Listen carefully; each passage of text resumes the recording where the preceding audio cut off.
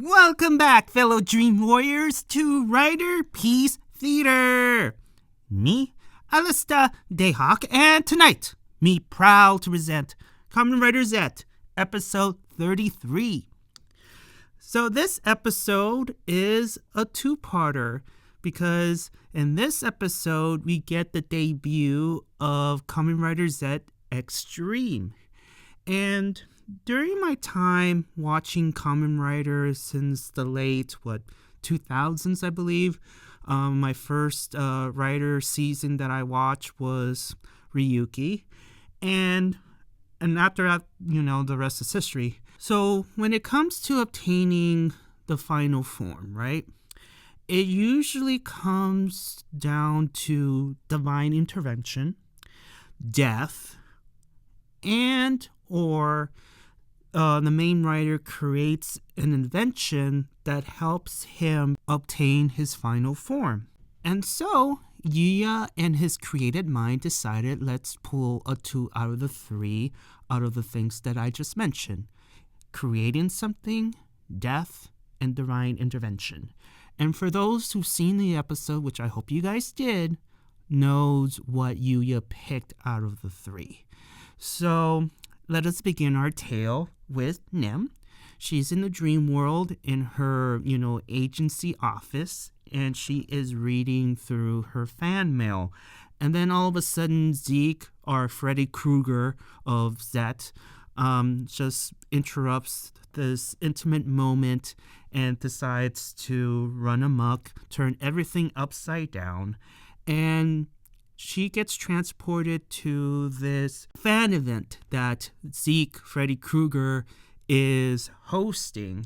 And to make matters even worse, he summons 3 mind doors, and the doors open, unleashing these nightmarish face huggers.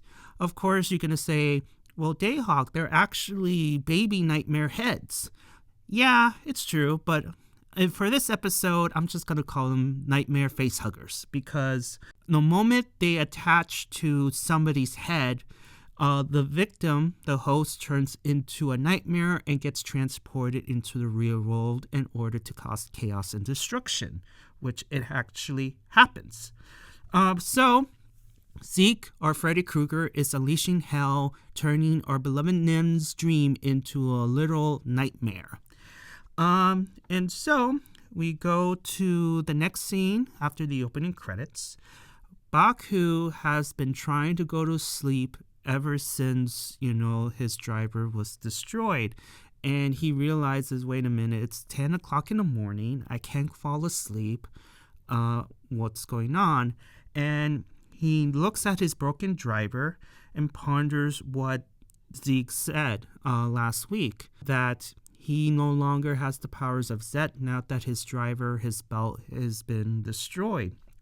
And he wants to go inside his spy office only to discover that the spy office is gone. The hook, in order to unlock the door leading into the spy office, is also gone. So Baku cannot go inside his own spy office. And Nem comes in and she looks at Baku and like, what's going on? Because you can tell that Baku is starting to panic. His spy room is gone. His driver is gone. So he figured the next best thing is to heal it. So he tries to use the recovery capsem, since that's the capsem that can repair, heal anything. But when he tried it, it didn't repair the driver at all. The recovery lost its power and went from green to black. And to make matters worse, right? Mulder and Scully, oh my God, they're the gift that gives on giving. Because as Baku is panicking that not even the recovery capsule can repair the damage of his belt, Mulder and Scully once again break and enter through, the window. And I'm like, I know, it's their thing, right? But for me, as the audience, be like, okay, Minami knows who you are. And Baku knows who you are, so why can't you go into the front door like any normal person, right? But they keep on climbing up the wall and trying to break into Baku's room. And in any case, I'm like segueing here, but Mulder and Scully is climbing up the window, right? They don't go in, but Scully is telling Baku the news that a black haze is occurring right now. And if you remember from the beginning of the episode, a face hugger actually attached to a host, and it got turned into a nightmare and got sent to the real world. So that very same nightmare is attacking the city. This episode feels like an Armageddon type of episode because our hero lost his powers, and to make matters worse, our Freddy Krueger is turning our damsel in distress Nam's dream into a nightmare, and then you have a monster attacking the city. And of course, with Baku's powers being gone, he cannot go back to the dream world and, attack the source. So he does the next best thing. And so we go back to the dream world, and chaos continues in Nem's dream. And kudos to Nem. She has no powers at all, but she tries to fight the facehuggers using the power of her broom. Well, not broom, her mop. And as she's trying to protect, her fans from getting attacked by these facehuggers, she decided, hey, I'm going to call Baku. So she takes out her cell phone and she uses her liquid dreaming to turn her cell phone to a Zeztz phone in order to call Baku. So apparently Nem has been practicing. If you remember back in the Dungeons and Dragons episode, Baku was, giving her like the first lessons of liquid dreaming.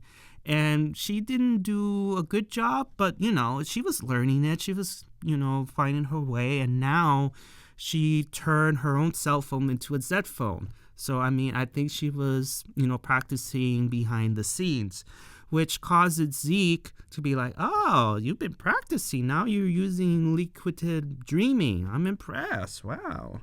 And Zeke is just sitting there all casual with a suit on. I'm like, he's just relaxing, seeing all these face huggers trying to attach themselves into a host's face. And he doesn't do anything. He just sits there and just admiring the chaos.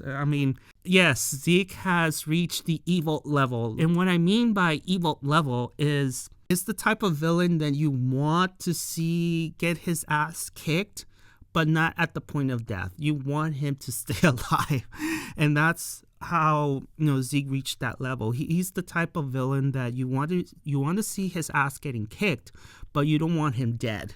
So Nem turns her phone into a Zeztz phone, and we quickly transition to Baku into the real world, and he hears a phone call, and he's very surprised that it's actually Nem on the other side of that call.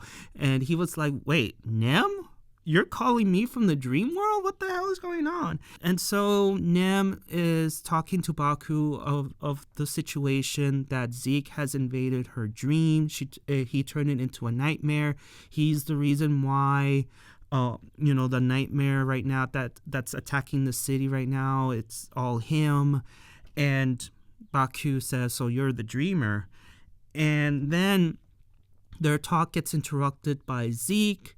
And the way he just dangles the phone is just, oh, come on. And the way he just talks to him all mocking, like, hey, I'm here too. And yeah, I'm the source of your problems. And also I heard that you cannot turn into Zeztz, or else you would have been here by now.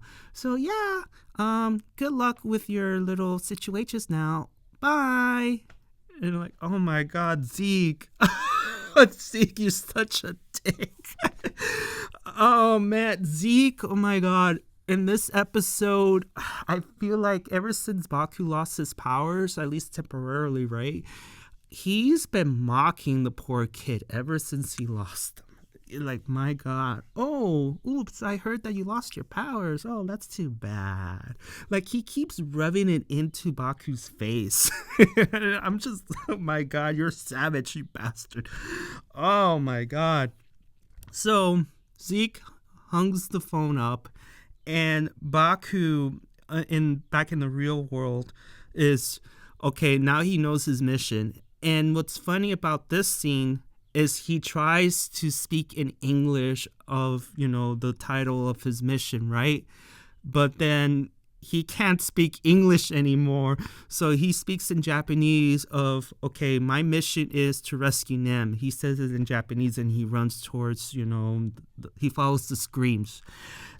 So apparently, if I become Zeztz and I don't know English, not only I have the powers of Zeztz and invade people's dreams, I can also speak English. I just find it funny that, so apparently Baku cannot speak or understand English anymore because his powers are gone. Oh, man. Oh, no. Well, it is what it is, I guess. So you see Baku running, right? So we go to the next scene with him, and he finds the monster, and he uses the impact capsem, which once again, it turns to black. And even though we see him inherit the powers, it doesn't work. And even though that it doesn't work, whatever juice it was poured into him, he tries to fight the nightmare with. But he's a mere mortal. He cannot defeat this monster without superpowers, right? And then you see the Black Case File members coming in, Mulder, Scully, Minami, and they're trying to save the people from getting, attacked by this monster.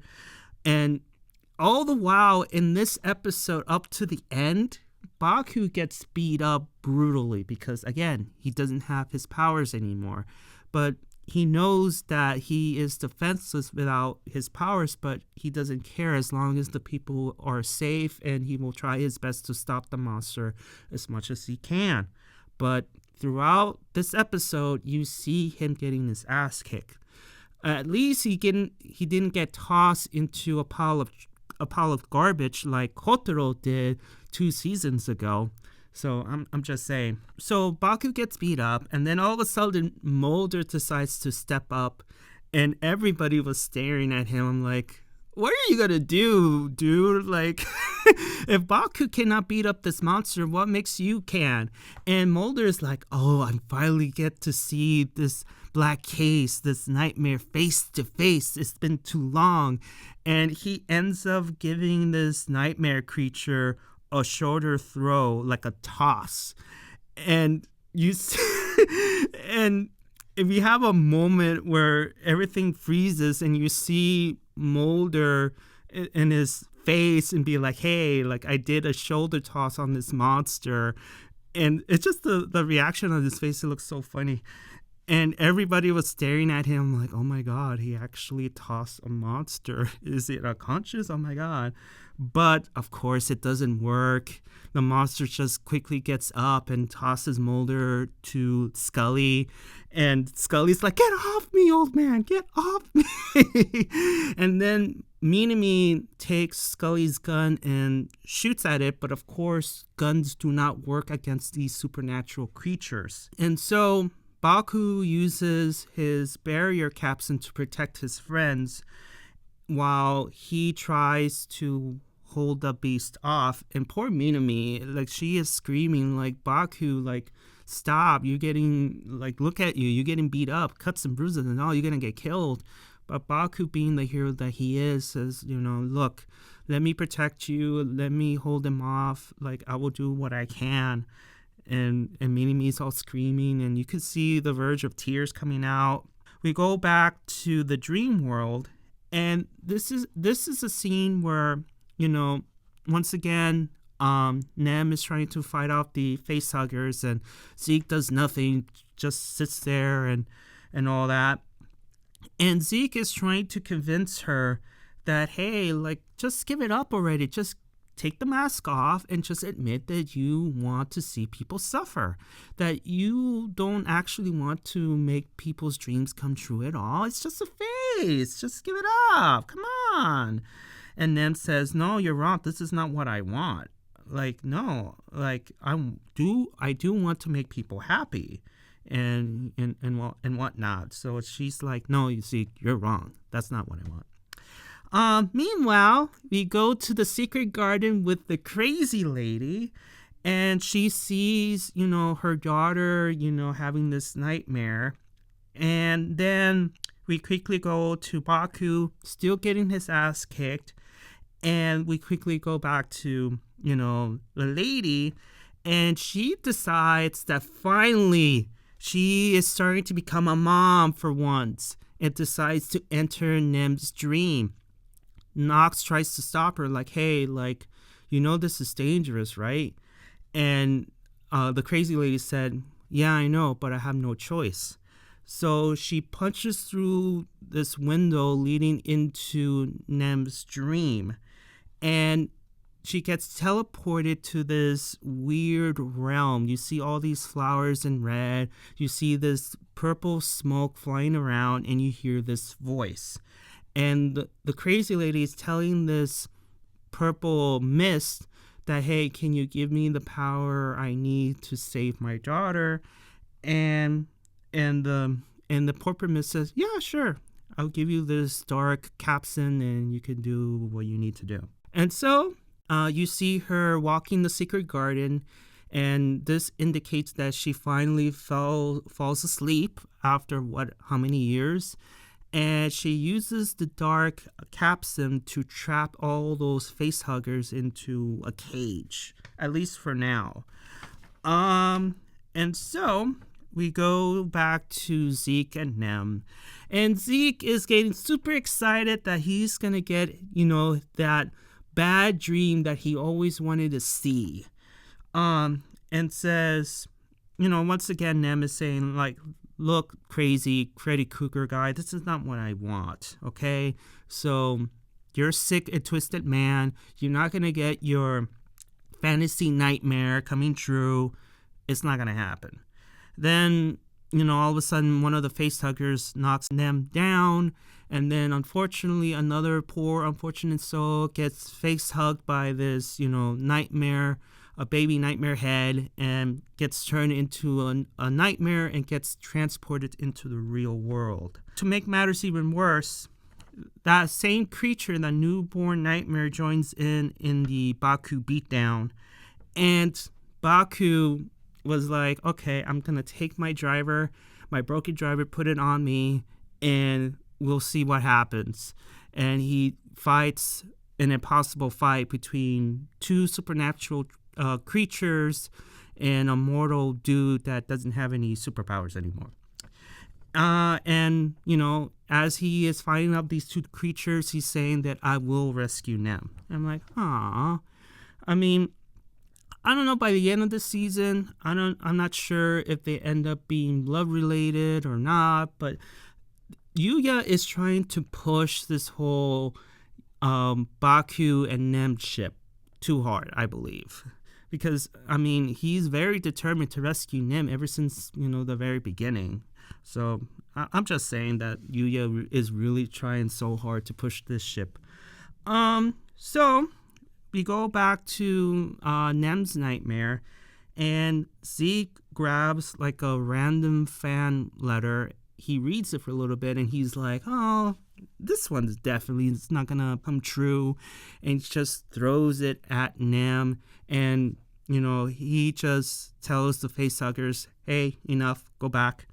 So they disappear, and Nem looks at the letter, and apparently that's Baku's fan mail, and she reads it, saying that he will find her, and if it's the last thing he ever does. And then we quickly go back to the real world, where Baku is using the broken driver one last time, but it doesn't work, and in return he gets shot. And then all of a sudden, the letter that Nem was looking at, the letters were disappearing. Seig was like, oh, I think he's dead. And then the letter completely disappears. Like the letter is completely blank. And Baku, tries to fight the monsters even though he got shot. And his last words before he collapses is, I am Zeztz. And then he ends up collapsing. You see the Black Case File members, climbing up the stairs and sees Baku's body. And Nem is yelling and screaming. She's in tears. The rest of them are in shock. We quickly go back to Nem's nightmare with Baku being dead. Nem is crying. And then we quickly go back to the secret garden with the facehuggers being trapped. They're no longer trapped. They become whole. They become the baby nightmare. Only this time, this particular nightmare is empowered due to Nem's, grief. And Nox came in and protected the crazy lady. We go to the next scene where this scene is a bit confusing to me because people saying that Baku is dead. But if Baku is dead, don't you think he will go into the afterlife, right? But no, it's not the case. So Baku is dead, but instead of going to heaven, he goes back to his spy room. And I have an excellent theory as to why he got sent to, his spy room. Because I strongly believe that the spy room is actually purgatory. I believe Baku is struggling between life and death. And it makes even more sense about my theory of Baku being in purgatory is when he made the ultimate decision of fixing his driver from scratch. During his time in the spy room / purgatory, he is trying his best to, fix it and grabbing, capsems from the machines. Nothing works. And during his time fixing it, you see all these people who he thinks are his friends, like, Mulder, Scully, Minami, including, Nox and also lousy Papa Zero. But you don't see their faces at all. You see their bodies, but there's a reason why I believe the director and the cameraman decided, hey, we're going to show their bodies, but we're not going to show their complete faces. And I have a theory as to why I believe Yuya or the director wanted this direction. During his time trying to fix the driver, these friends of his were telling him to give up. You're dead. Why are you doing this? Like, you still don't, like, you never learn, do you? The only person that didn't talk was Zero, but the other people did. And I believe that those people, his so-called friends, were actually his negative thoughts, his own doubts. These friends were trying to convince him, like, there's no point. Why are you trying to fix this driver? It's impossible. How are you going to do it? You're dead. Like, just be dead. Go to the afterlife. See your adopted parents again. That sort of thing. And this was going on for 20 years. So he's been in purgatory for 20 years, to the point where you see Baku in his SpongeBob form. For those who've seen SpongeBob, there is an episode called Sponge Hedge. So if you were to compare SpongeBob with his hair and long beard, that's Baku. So Baku in 20 years becomes SpongeBob with full hair, full beard, and all that. So I'm just giving you guys the comparison. So for 20 years, he's been trying to fix this driver. And you see all these capsem balls and all these machineries on the floor. It's the whole room was a mess. until after 20 years, he has finally completed what he needed to do, which is make a new driver, but also making a new capsen. And the capsen looks awfully familiar. It looks like the UFO that, shocked him to death back in the last episode of Gub. It looks so, UFO-y. And it looks strikingly familiar as well with, with the Super Sentai, the Space Super Sentai. I forgot its name, but it looks exactly like that too. And yeah, 20 years, and he created a brand new belt with a new capsen, and just in time too, because in the last scene, you see Minami devastated.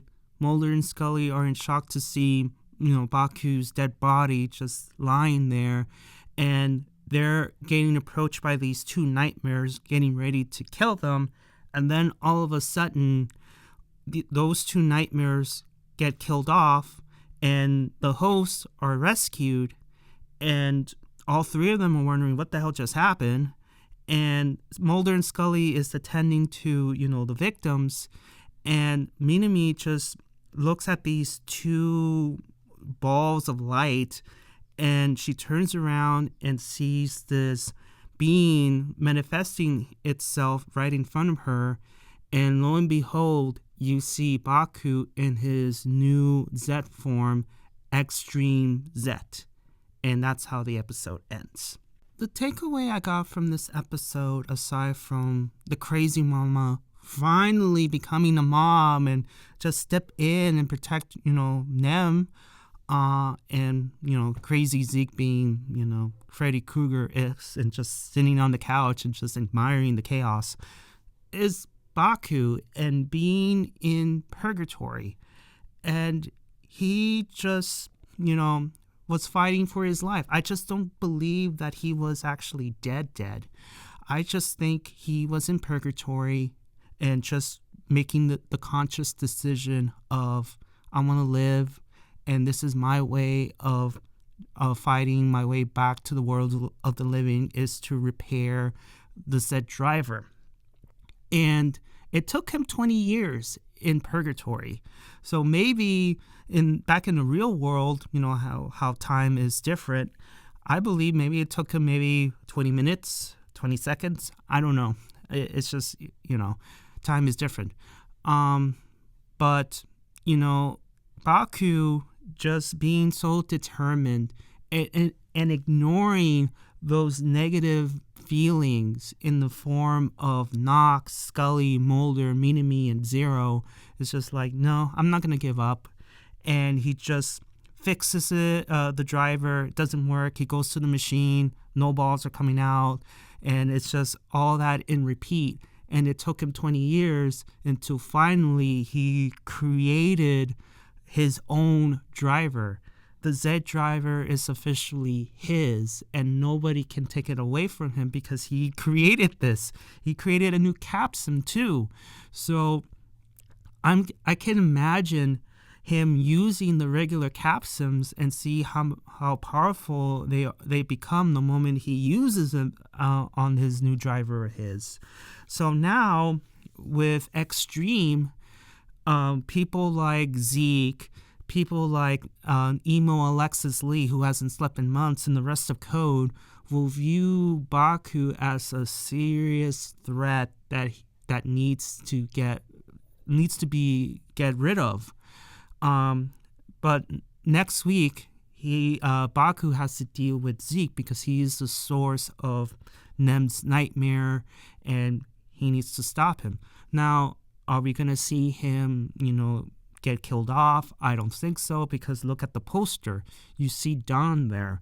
So in some way, shape, or form, Zeke may help Nox and Baku defeat the Phantom Nightmares and, of course, Emo Alexis and all that. So we will see how Zeke comes into the fold and be like, well, I don't want to help you, but I have a score to settle with, Code, so maybe I will help maybe things here and there, but it's just, are they going to easily forgive him? Like, I wish they will just take the time to, like, look, you've done a lot of bad things.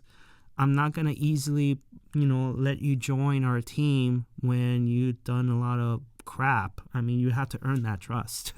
So, yeah, but I don't know what's going to happen. But the takeaway of the whole episode was Baku turning into bearded SpongeBob and just creating that Zeztz Driver and just, at the end of the day, he shows up saving Minami and Mulder and Scully from getting killed and in the epic, reveal, which, I mean, it's not bad. It's good. It has a striking resemblance to Kuga, and it's just Zeztz with spikes. That's pretty much it. It's all black with spikes, and that's it.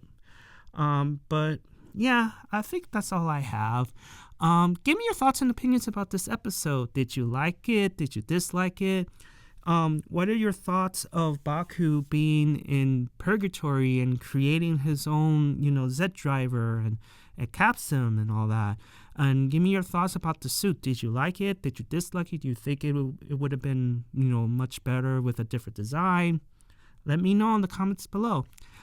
Give a like if you like it, and please subscribe. And I'll see you all on the other side of Oblivion. Johnny.